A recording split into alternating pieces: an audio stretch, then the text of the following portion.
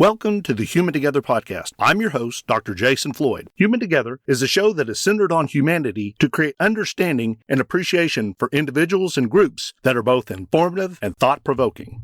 This episode is titled Understanding Islam Part 2.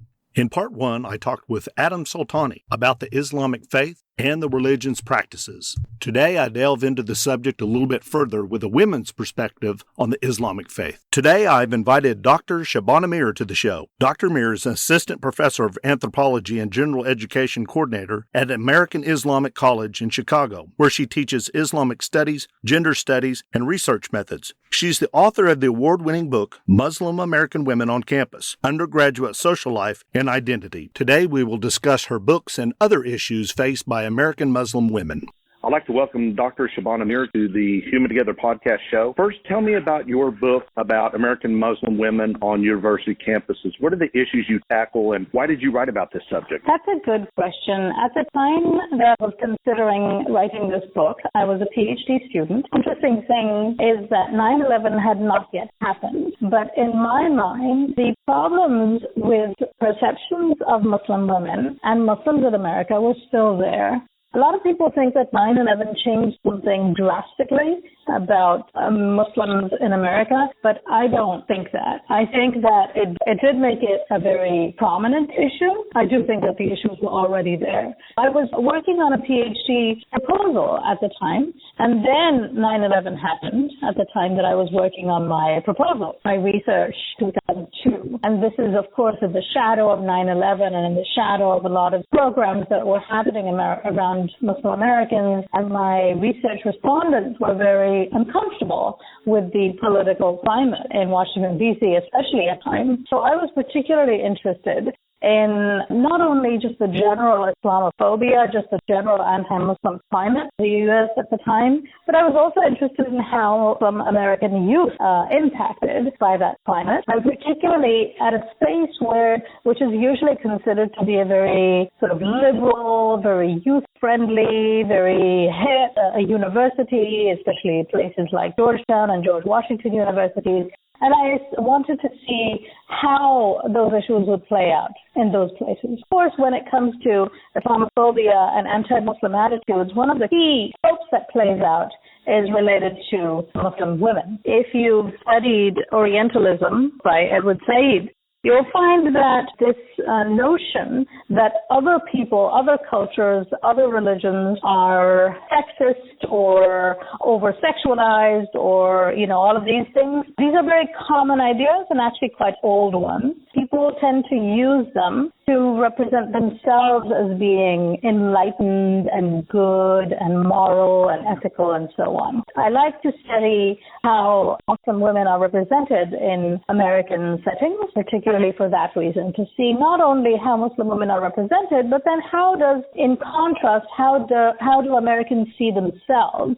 And how do they use Muslims and Muslim women to see themselves? So in the book, you focused on use an ethnographic style, and you focused on a group of young women. Can you give me a specific story within the book that highlights the viewpoints you're trying to convey? Well, that's a good idea, a good way to go about it. One of my very favorite research respondents, and I actually start my book with her, call her Intisar. Of course, all of these are pseudonyms, and she was Somali American. Her family had arrived in the country as refugees, like Ilhan Omar arrived around the age of 11. And this young woman arrived at the age of, I think, around 10. And when she arrived in the U.S. as a child, as a Somali refugee, she felt like a complete outsider. But then what happened was she started playing basketball. She played really well. And so what this did was it gave her immediate access to a very cool athletic community, mostly Black community, and also a persona as the athlete that pushed her Muslimness and her Somaliness and her Africanness and her refuginess into the background. Basketball played a role in her life that made her into an American. And so in sociological terms, we call basketball a disidentifier. Irving Goffman, the sociologist, uses this term. And essentially, it's something used to kind of downplay other aspects of your identity. Those other aspects of your identity are stigmatized in society. When you say stigmatized, it doesn't mean they're bad in themselves. themselves. She was actually quite proud of being Muslim and Somali and so on, but they were considered bad by other people, and they were sources of, derogatory treatment. So basketball did for her was kind of push those other things into the background. And so in her words, she said, you became like everyone else. You didn't have to be like a refugee. And then I could just play basketball and be a Desar who played basketball and who also happened to be Somali and Muslim when those things would at first define me. So in this story, I use this story to show how my research respondents are happy being who they are. They're unhappy with constantly being pinned like in something on a corkboard, like a butterfly, like a bug or something, and you say, that is a Muslim, that is the Muslim, and they become representative of hundreds of years of history and all kinds of cultures and all kinds of good and bad people. They become of those things, and they actually lose their other characteristics.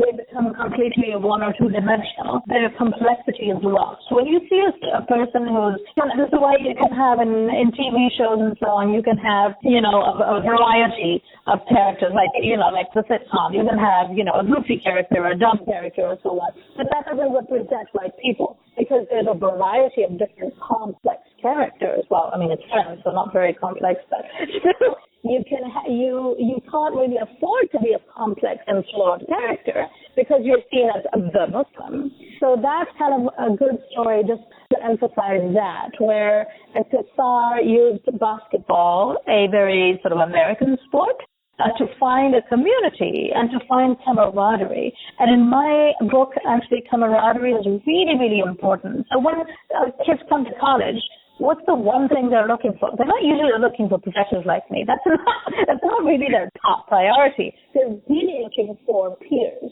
They're looking for friends. They're looking for a social group. They're looking for belonging in that social group, to have fun. A sociability is what they're really looking for. When you come there and people go, oh, you're Muslim. Oh, you must be blah, blah, blah, blah, blah, right? Mm-hmm. All of those stereotypes just come right out. And that's what I find in my book. Certainly I find that even in a very liberal, sort of enlightened, cosmopolitan kind of place, the same stereotypes play out in these young women's lives. They keep encountering them over and over, even in campus culture, even among faculty, and this keeps happening for them. Followed up with any of the young ladies that you studied in the book? And where they're at in their life now? Yeah, I mean, obviously they're older now. The thing is that, I mean, obviously I continue to study this as, a research interest, them as well as with many other people, but definitely with many of them. And I find that the same issues keep coming up, even when you're older, even when you become Floyd or, become successful, productive citizen, a parent, etc. All of those same issues playing that role. If you've read the book, but there was this young woman, I think I call her Fatima in the book, and she says, I don't drink, but I go to parties just because it's important to, have friends and to build a social network. But people keep saying, oh, why don't you drink? What's wrong? Why don't you relax? Why don't you, let loose, etc. So it becomes a whole thing. Right? Parties are very often very centered around drink. And so she worried about the future. So you're talking about the future, right? So she worried about the future. And she said, what's going to happen when I start working? And when people do these like after work things or all of these things where you actually network in the pursuit of professional success, I'll be left behind. And I did find this also, even as a grad student, I found this, that for people who were able to socialize with other academics or mentors and so on, after hours in bars and, let's go grab a beer or something, those were the places where you said, hey, let's write a book together, let's write a chapter together or something. And it's not really always in the offices that those things happen. And all of these things are very tricky. So that's actually another piece of my book, is that I talk about how alcohol becomes very centric. Alcohol becomes very prominent in the organizing of social life and in campus life as well. And that really kind of limits the opportunities of people who don't drink. Just something for people to be aware of, right? Like how do you organize your social life and your opportunities, and that leaves out people, that pushes people out. So we all need to be aware of those things. Wearing a hijab by women, what are its meanings and why is it worn? The hijab is, as you know, it's usually referred to as, the headscarf, right? The actual meaning of hijab is like a curtain or a screen or something, right?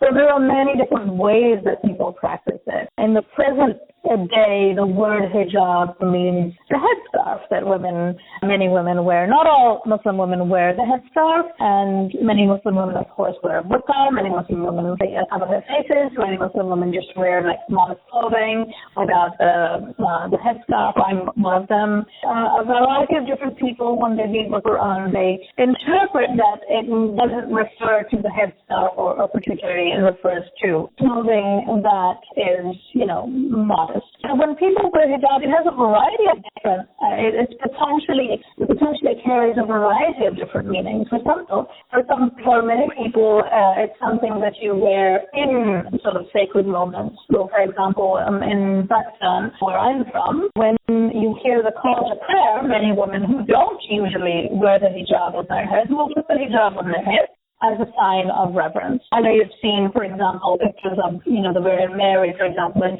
in all of those depictions, her hair covered. So it often kind of has the connotations of kind of sacredness, a holiness, a devotional practice, right? So for many people, that's what it also refers to, a devotional practice. For many people, it also has the practice of modesty, and it can signal to other people that, this is a modest one. For example, for many people, here in the United States, as minority women, for some women, practice of wearing the headscarf is sort of a shorthand that it will tell you, okay, so I'm Muslim, and here are all the things that you can expect from that, and you don't have to basically explain every single thing. But it can have many different meanings, For some people I know, it's a practice of fashion. For some people, it's just become a practice that they engage in. It's who they are.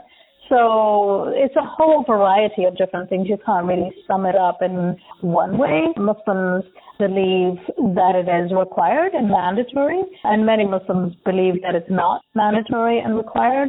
So it's complicated. I understand. Thanks for that. That kind of clarifies that. Tell me a little about your online blog. What do you discuss in that? So the blog is a funny thing. I don't know if you followed the blogosphere back in the early 2000s. Started around, I think it was like 2005, a little before that or so. And at that time, it was a practice that helped me kind of work through a little bit of writer's block that I was having as I was working on my PhD. Work can be very isolating, and I was working at a distance. I was in Washington, D.C., while my campus was in Indiana. And so the blog was a way for me to remain in touch with writing and also to create a community. So at that time, the blog that I wrote was much more personal, and I talked about life issues. I talked about marriage and motherhood and all kinds of stuff. And now the blog has become more of a place where I talk in a slightly more academic and more reflective vein, not always, but usually, about issues related to culture, religion, class, politics, global issues, inequality, gender, just a whole range of stuff. So it's called Kunj. Kunj is, or Punjabi word for the crane that we find in Pakistan, and it's known for sort of traveling, and it is known for its cry. So it has a cry when it is separated from its flock. So in a way, as an immigrant, I kind of thought that it was very, meaningful for me. So I used that as the title of my blog.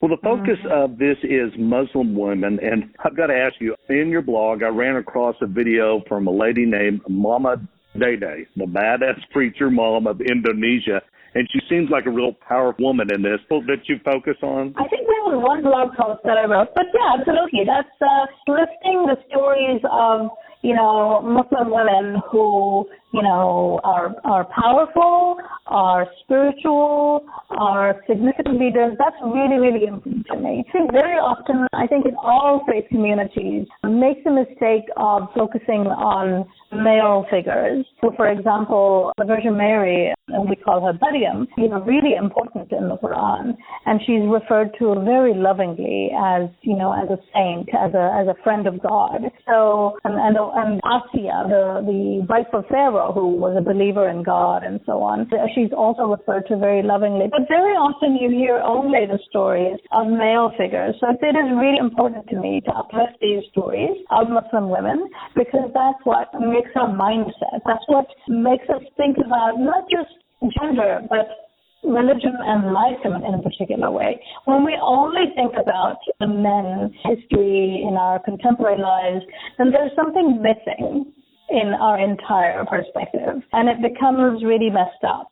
And we can see a lot today that when we have women, alongside men, contributing to society, contributing to spirituality, contributing to our ethical perspectives, our political perspectives, it becomes a much fuller, a much better picture than if we were to basically cut off that part of family and push it into the background. So that is really important to me. Today, Dr. Mir has provided some enlightening perspectives concerning Muslim women. I encourage you to educate yourself through other authors, such as Azhar Nafisi, who offers challenging viewpoints through her books, The Things I've Been Silent About, Reading Lolita in Tehran, and The Republic of the Imagination.